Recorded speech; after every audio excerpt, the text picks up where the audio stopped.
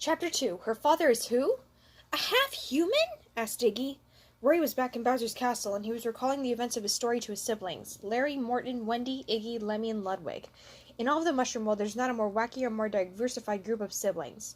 Whether it be because of the happy-go-lucky attitude of Lemmy, the superpowers of Ludwig, the obsession with science that Iggy had, or the dark brown skin of Morton, people often had trouble believing that the Koopalings were biologically related. That's what she told me, said Roy. Iggy looked completely dumbstruck by the news. The other Koopalings also looked pretty skeptical in regards to it. It sounds impossible, said Ludwig. Well, it's not, said Roy while stamping his foot on the ground. That girl was a real-life, genuine thingy. The others exchanged looks. Well, I think it sounds neat, said Lemmy. It's like Roy discovered an entirely new species. Yeah, it's like I'm a scientist or something, Roy said. I think that you, of all people, would be proud of me, Iggy. Iggy's mouth hung open slightly. He was still trying to imagine what Celia looked like. I just can't believe that it is possible for Koopas to procreate with humans, he said quietly. Well, it's possible, said Roy. And I met her. Iggy's face took on a more excited expression. Roy, said Iggy, do you realize how important this discovery could be to my research? You have to bring Celia to me. Roy looked a little nervous. He did not like where this was going. I do? He asked apprehensively. Yes, you do, said Iggy, his excitement growing more and more visible with each word that he said.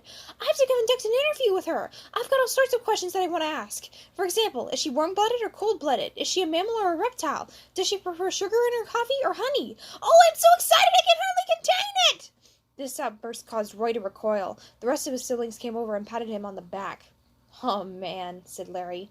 For future reference, when Iggy asks you how you're doing, you should probably stick with an I'm fine, said Ludwig. It will save you a lot of pain. The next day, Roy went back into town to find Celia.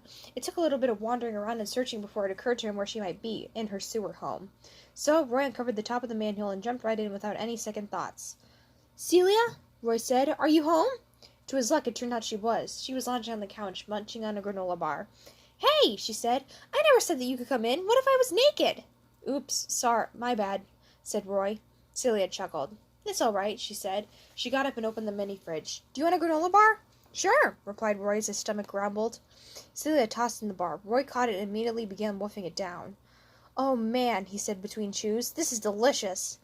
I know, said Celia. Can you believe that some jerks wanted to throw some quality food like this away? At the sound of this, Roy stopped dead. You got this out of a trash can? Roy asked, his voice rattling with fear and disgust. No, of course not, said Celia. Roy breathed a sigh of relief and resumed with his chewing. I got it out of a dumpster, said Celia. Roy immediately started spitting out the remains of the chewed-up bar. Once that was done, he started wiping his tongue with his hands, trying to get rid of any remnants of the flavor or any tiny little clumps that might still be in his mouth. He was so busy doing this that he didn't even notice Celia laughing hysterically until he had finished. I was joking, she said, while trying to calm herself down. I would never do that to you. Roy felt relief wash over him. Then he cleared his throat. Celia, there's something I came to ask you, he said. Okay, she said as she commenced with chewing on another granola bar. You see, said Roy, my brother has taken an interest in you because you are a... Oh, what's the word? Hybrid? A hybrid, said Celia. Yeah, that's the word, a hybrid, said Roy. Anyway, as you probably heard, my brother Iggy is a scientist, and he has never met a hybrid like you before. He wants to talk to you, so I came to ask you if you would go to Bowser's castle with me. Celia ceased with eating her granola bar and just seemed to stare off into space. For a solid minute, Roy couldn't even tell if she was breathing. Then the granola bar slipped out of her hand and dropped to the ground. Are you really serious? She asked, clearly taken aback. Roy was confused. He wasn't one who often used verbal irony, and he didn't think that statement he had just said could be taken as anything other than genuine. Yeah, I'm serious, he said. Celia's face had one of the biggest and happiest grins that Roy had ever seen in his life, even bigger than the smiles that Iggy would sport whenever he talked about chemistry. I can't believe it, said Celia, her voice going up an octave. I'm finally going to the castle!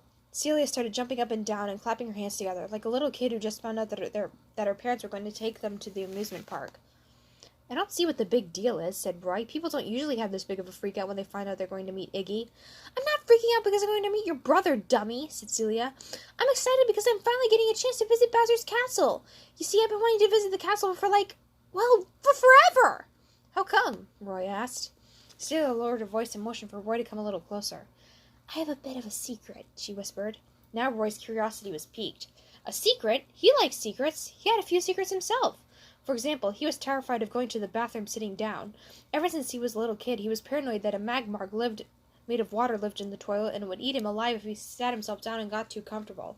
He always thought they had better be ready to run if the monster ever reared its ugly head and decided it was ready for some Roy a la mode for lunch. Or dessert. "What's your secret?" asked Roy. Celia giggled like a little baby that had just been tickled. "I'll tell you later," she said. Roy instantly felt infuriated. "Oh, come on, Celia! You're killing me! Why can't you tell me?" Celia patted him gently on the shoulder. "Relax, it's not like I said I would never tell you," she said. "I just said I would tell you later." Roy gave an exasperated sigh. "All right," he said. "So what time do you want to go up to the castle?"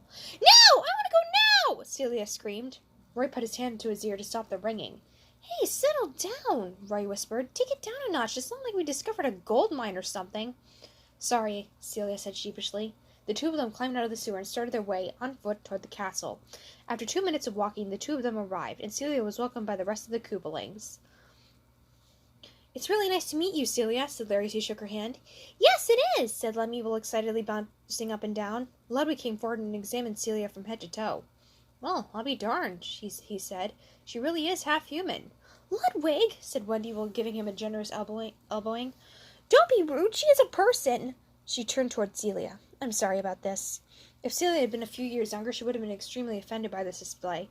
Thankfully for the Koopalings, Celia was used to a few offhanded remarks. No, it's all right," Celia said. "I'm just really excited to get a chance to meet all of the Koopalings in person." It was at this point that Iggy decided to come forth.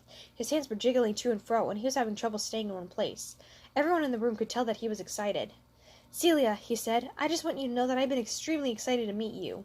"Well," said Celia, "it sure is nice to meet a fan." Iggy let out a chuckle. "I've just never met a Koopa-human hybrid before," he exclaimed. "I didn't even think it was possible. It's an anomaly. You are an anomaly, Celia." Celia beamed. "Well, if you think that's cool, then you guys are really going to get a kick out of this," she said as she started walking away from the group. "I'm not just a hybrid. I am the Koopa Kingdom's long-lost princess." The Koopalings exchanged looks with one another. Princess? What in the world was she talking about? Excuse me," said Wendy, "but when you say that you're a princess, you don't mean that—" Celia's smile grew even wider. "That's right," she said as she turned around. "My father is none other than the one, the only, King Bowser!"